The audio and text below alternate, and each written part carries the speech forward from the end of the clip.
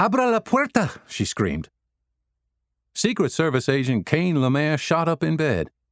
He left behind the recurring nightmare loop he had already experienced too many times, awakening to the high-pitched shouts of a woman.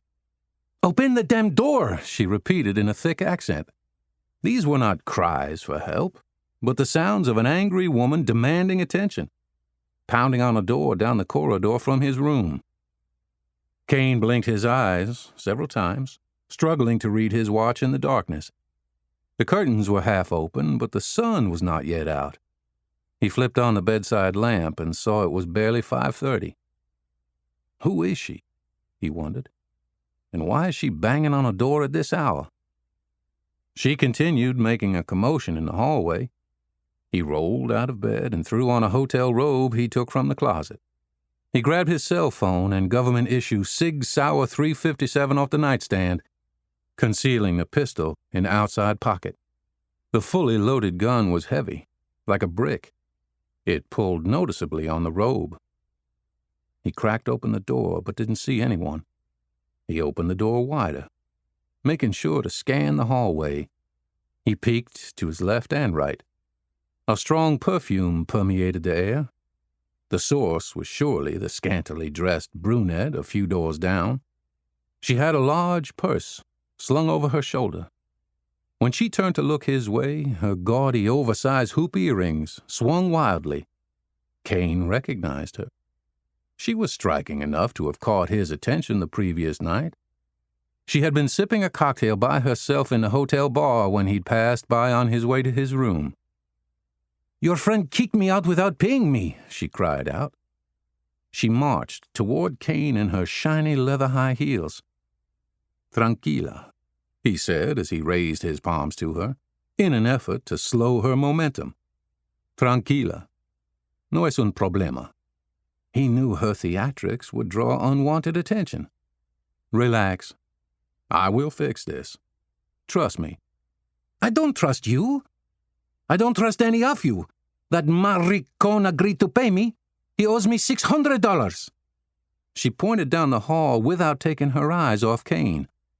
She had deep brown eyes that matched her hair, which cascaded all the way to her lower back. Cain assumed she was pointing to Special Agent Tomcat Jackson's room. Tomcat was married with 2 daughters, but known within the Secret Service as a playboy. His ego was as large and developed as his physique, and this was just the kind of woman he'd picked to experience a different side of the country. $600? Cain asked incredulously. "Yes," she nodded. "600. This was not a date. It was a business deal." Drawn to the disturbance, a uniformed security guard approached carefully. His wrinkled face projected alarm. Cain got the feeling the sleepy security guard rarely encountered problems at the 5-star resort. "Señor," the guard said, "is there a problem?" He spoke in English, but it seemed limited. "No hay problema. Todo está bien. Voy a arreglar esta situación." Cain rattled off, perfectly trilling the R's, the way his Spanish teacher had taught him. Señora Lana would be proud, he thought. She always told me my Spanish would come in handy someday, but she probably never imagined it would be to calm an angry prostitute. Cain's conversational Spanish had also come in handy as a naval officer flying P-3 airplanes for counter-drug operations after 9/11. That was a time when the American government was waging war on narco-terrorism throughout Central and South America. He'd grown up speaking Cajun French with his parents, but Spanish was a lot more useful these days. The woman continued arguing with Cain, switching back to Spanish for the security guard's benefit. "No está bien.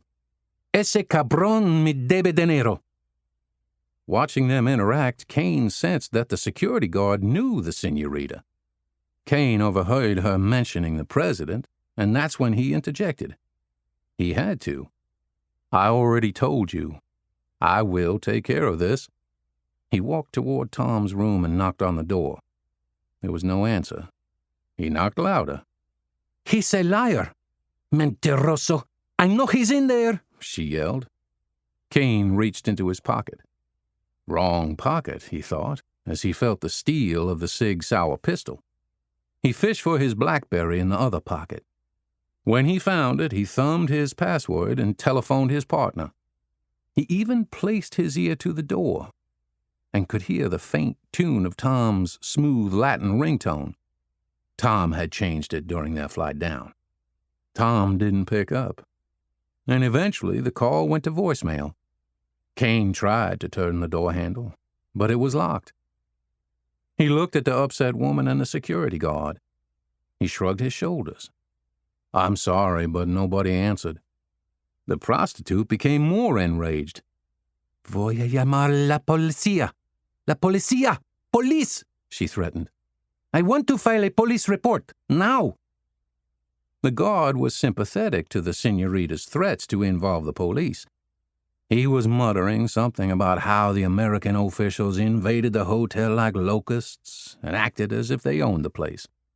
They were speaking Spanish faster than Cain could follow, but he picked up keywords and understood their body language. The guard unclipped his radio from his belt and keyed the mic. Necesito el gerente. Ahora, por favor. The security guard had urgently requested the hotel manager. It wasn't the first time this manager had been called because of an agent's actions. How's he going to respond this time? Cain wondered.